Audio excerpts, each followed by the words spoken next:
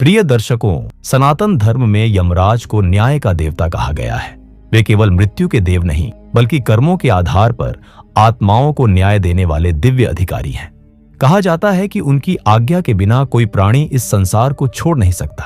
परंतु प्रश्न यह उठता है कि क्या कभी यमराज से भी गलती हो सकती है? क्या कभी ऐसा हुआ है कि किसी दूसरी आत्मा को भूलवश यमलोक ले जाया गया हो? यह प्रश्न सुनने में भले ही अजीब लगे, लेकिन गरुड़ पुराण, महाभारत और कई प्राचीन कथाओं में ऐसे रहस्यमयी प्रसंग मिलते हैं जहां यमदूत गलत व्यक्ति को यमलोक ले गए। आज की यह कथा केवल एक कहानी नहीं, बल्कि जीवन और मृत्यु के उस रहस्य को खोलती है जिसे सुनकर आत्मा तक कांप उठेगी। कहते हैं कि प्राचीन काल में पृथ्वी पर एक छोटा सा गांव था। उस गांव में धर्मदास नाम का एक व्यक्ति रहता था। वह अत्यंत धार्मिक, सत्यवादी और भगवान विष्णु का परम भक्त था। हर सुबह गंगा स्नान करता, गौ सेवा करता और गरीबों को भोजन कराता। गांव के लोग उसे संत समान मानते थे। उसी गांव में एक और व्यक्ति रहता था जिसका नाम था दुर्जन। वह अत्यंत क्रूर, लालची और पापी स्वभाव का था। लोगों को धोखा देना, गरीबों की जमीन छीनना और निर्दोषों को सताना उसका स्वभाव था। एक रात अमावस्या का समय था। चारों ओर भयानक अंधकार फैला हुआ था। आसमान में काले बादल गरज रहे थे। उसी समय यमलोक में चित्रगुप्त अपने विशाल ग्रंथ में मनुष्यों के कर्मों का लेखा जोखा देख रहे थे। तभी उन्हें आदेश मिला कि पृथ्वी पर रहने वाले धर्मदास की आयु पूर्ण हो चुकी है। यमराज ने तुरंत अपने 2 यमदूतों को आदेश दिया, पृथ्वी पर जाओ और धर्मदास की आत्मा को सम्मानपूर्वक यमलोक लेकर आओ। यमदूत तुरंत आकाश मार्ग से पृथ्वी की ओर चल पड़े। लेकिन उस रात पृथ्वी पर एक विचित्र घटना होने वाली थी। गांव में उसी समय एक भयंकर तूफान आया। बिजली इतनी तेज चमकी कि पूरा गांव कांप उठा। धर्मदास अपने घर में भगवान विष्णु का नाम जप रहा था। दूसरी ओर दुर्जन शराब के नशे में अपने घर के बाहर पड़ा था। यमदूत जब पृथ्वी पर पहुंचे तो घोर अंधकार और तूफान के कारण भ्रमित हो गए। दोनों के घर पास पास थे। उसी भ्रम में उन्होंने धर्मदास की जगह दुर्जन की आत्मा को पकड़ लिया। जैसे ही दुर्जन की आत्मा शरीर से बाहर निकली, वह भय से कांपने लगी। उसने देखा कि 2 विशालकाय काले यमदूत उसे लोहे की जंजीरों से बांधकर आकाश मार्ग से कहीं ले जा रहे हैं। दुर्जन चीखने लगा, मुझे छोड़ दो, मैं अभी मरना नहीं चाहता। लेकिन यमदूत उसे घसीटते हुए यमलोक की ओर ले गए। कुछ ही क्षणों में वे यमराज के दरबार में पहुंच गए। वहां का दृश्य अत्यंत भयानक था। चारों ओर अग्नि की लपटें उठ रही थीं। पापी आत्माओं की चीखें गूंज रही थीं। बीच में सिंहासन पर स्वयं यमराज विराजमान थे। उनके हाथ में दंड था और आंखों में प्रचंड तेज। चित्रगुप्त ने जैसे ही उस आत्मा का लेखा खोला, वे अचानक चौंक उठे। महाराज, यह धर्मदास नहीं है, ये तो दुर्जन नामक पापी है। पूरा यमलोक एक पल के लिए शांत हो गया। यमराज का चेहरा गंभीर हो उठा। उन्होंने यमदूतों की ओर क्रोध से देखा। तुम लोगों ने इतनी बड़ी भूल कैसे कर दी? यमदूत भय से कांप उठे। उन्होंने सिर झुकाकर कहा, महाराज, पृथ्वी पर घोर तूफान था। अंधकार के कारण हम भ्रमित हो गए। यमराज कुछ क्षण मौन रहे। फिर उन्होंने दुर्जन की ओर देखा। दुर्जन भय से कांप रहा था। उसने पहली बार अपने जीवन में अपने पापों का भय महसूस किया। यमराज बोले, मनुष्य, अभी तेरी आयु शेष है। तुझे भूलवश यहां लाया गया है। लेकिन यहां आ जाने के बाद कोई आत्मा बिना सत्य देखे वापस नहीं जाती। इतना कहते ही यमराज ने अपने दंड से भूमि पर प्रहार किया। अचानक दुर्जन के सामने एक विशाल दृश्य प्रकट हुआ। उसने देखा कि उसके द्वारा सताए गए लोग रो रहे हैं। गरीबों की बद्दुआएं, निर्दोषों के आंसू और उसके सारे पाप अग्नि की तरह उसके सामने प्रकट हो गए। दुर्जन जोर जोर से रोने लगा, महाराज, मुझे क्षमा कर दीजिए। मुझे नहीं पता था कि मेरे कर्म इतने भयानक हैं। यमराज बोले, मनुष्य जब पृथ्वी पर होता है तब उसे अपने कर्म छोटे लगते हैं, लेकिन मृत्यु के बाद वही कर्म पर्वत बनकर सामने खड़े हो जाते हैं। इसके बाद यमराज ने उसे नरक के कुछ दृश्य दिखाए। कहीं उबलते तेल में पापी आत्माएं जल रही थीं, कहीं लोहे के कांटों पर आत्माओं को घसीटा जा रहा था। यह देखकर दुर्जन भय से कांप उठा। फिर यमराज ने कहा, तुझे एक अवसर दिया जाता है। पृथ्वी पर लौट जा और अपने जीवन को बदल ले, क्योंकि अगली बार जब तू यहां आएगा तब लौटने का अवसर नहीं मिलेगा।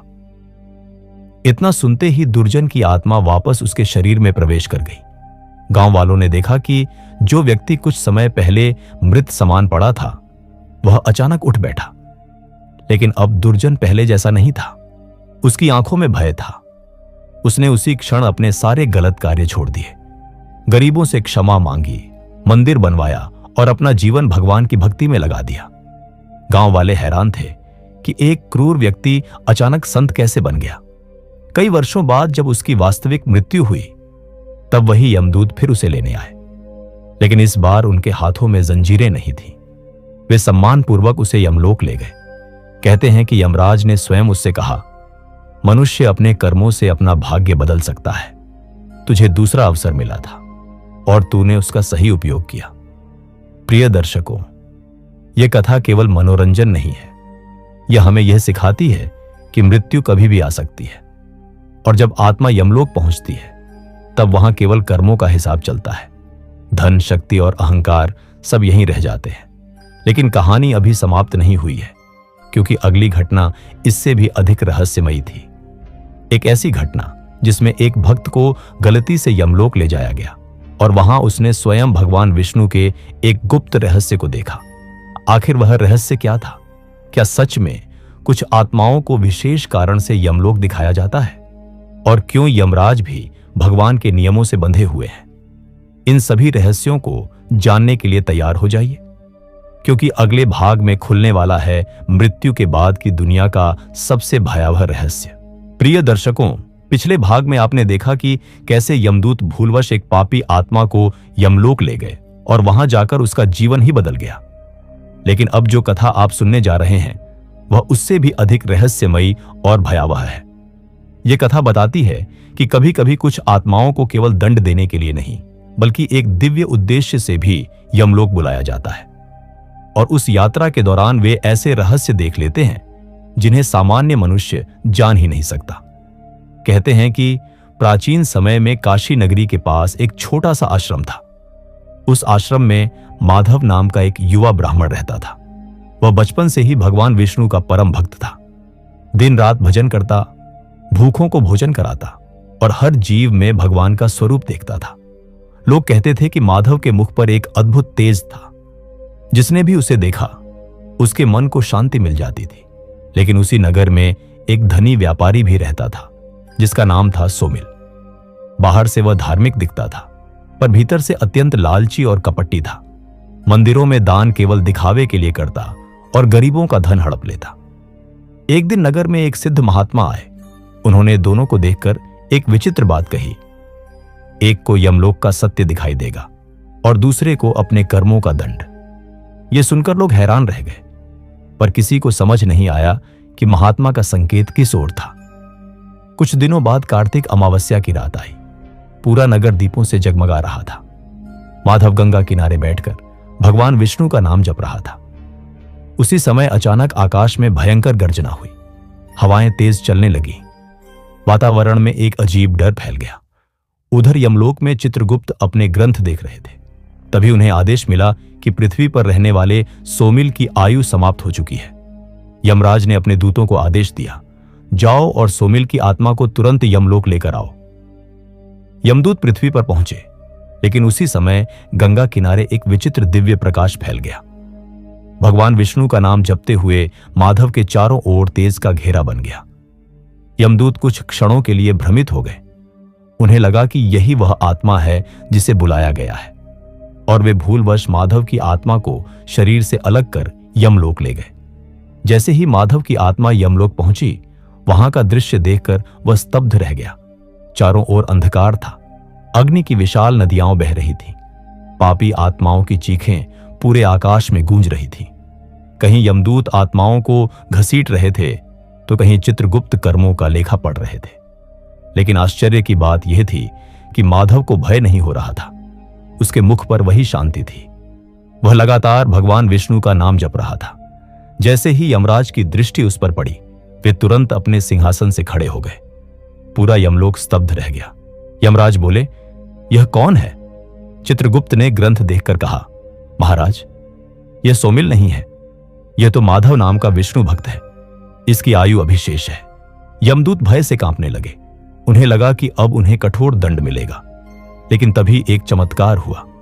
अचानक पूरे यमलोक में दिव्य प्रकाश फैल गया। आकाश से शंख की ध्वनि सुनाई दी और उसी क्षण भगवान विष्णु के 2 दिव्य पार्षद वहां प्रकट हुए। यमराज तुरंत हाथ जोड़कर खड़े हो गए। विष्णु पार्षद बोले, महाराज, यह भक्त भूलवश यहां लाया गया है, लेकिन भगवान की इच्छा के बिना कुछ भी नहीं होता। माधव यह सब देखकर आश्चर्यचकित था। तभी यमराज उसके पास आए और बोले, वत्स, तू अत्यंत भाग्यशाली है। बहुत कम जीवित आत्माओं को यमलोक देखने का अवसर मिलता है, क्योंकि यहां का सत्य देखकर मनुष्य का जीवन बदल जाता है। माधव ने विनम्रता से पूछा, महाराज, यदि सब कुछ भगवान की इच्छा से होता है तो फिर यह भूल क्यों हुई? यमराज मुस्कुराए, यह भूल नहीं थी। तुझे यहां इसलिए लाया गया ताकि तू पृथ्वी पर जाकर लोगों को कर्मों का सत्य बता सके। इसके बाद यमराज माधव को यमलोक के विभिन्न लोकों में ले गए। सबसे पहले वे उसे एक भयानक नदी के पास ले गए। उस नदी का जल रक्त के समान लाल था। उसमें हजारों आत्माएं तड़प रही थी। माधव ने पूछा, यह कौन सी जगह है? यमराज बोले, यह वैतरणी नदी है। जिन्होंने पृथ्वी पर निर्दोषों को सताया, गौ हत्या की और दूसरों का धन छीना, उन्हें यह नदी पार करनी पड़ती है। माधव ने देखा कि पापी आत्माएं उस नदी में डूब रही थीं और भयंकर जीव उन्हें नोच रहे थे। फिर यमराज उसे एक ऐसे स्थान पर ले गए जहां कुछ आत्माएं बर्फ में जमी हुई थीं। ये वे लोग हैं, यमराज बोले, जिनके हृदय में दया नहीं थी, जिन्होंने गरीबों और भूखों की सहायता नहीं की।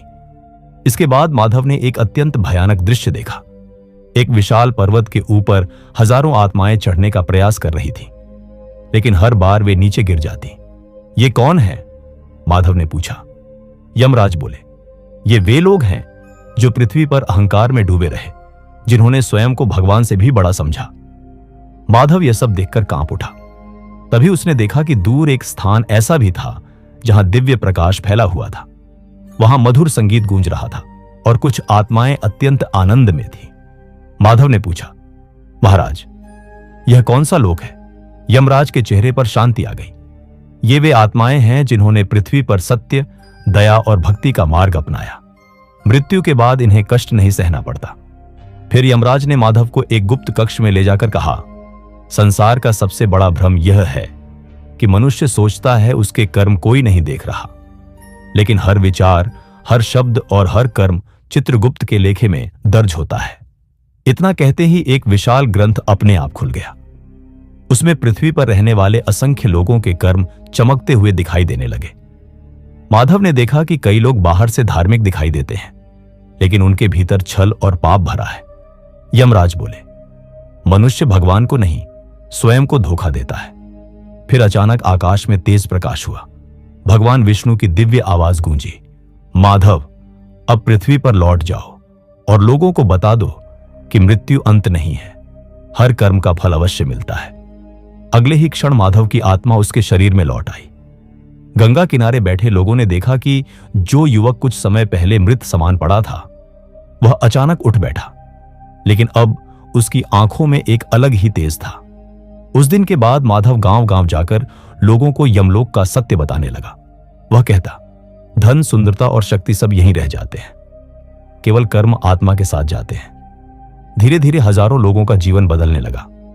कहते हैं कि कई वर्षों बाद जब माधव की वास्तविक मृत्यु हुई, तब स्वयं विष्णु पार्षद उसे लेने आए और इस बार यमदूत दूर खड़े होकर सम्मानपूर्वक उसे प्रणाम कर रहे थे। प्रिय दर्शकों, गरुड़ पुराण कहता है कि मृत्यु से बड़ा कोई सत्य नहीं। जो मनुष्य अपने कर्म सुधार लेता है, उसके लिए मृत्यु भी भय नहीं रहती। इसलिए आज से ही अपने जीवन को बदलना शुरू करें, क्योंकि जब यमलोक का द्वार खुलता है, तब केवल कर्म ही आत्मा का साथ देते हैं।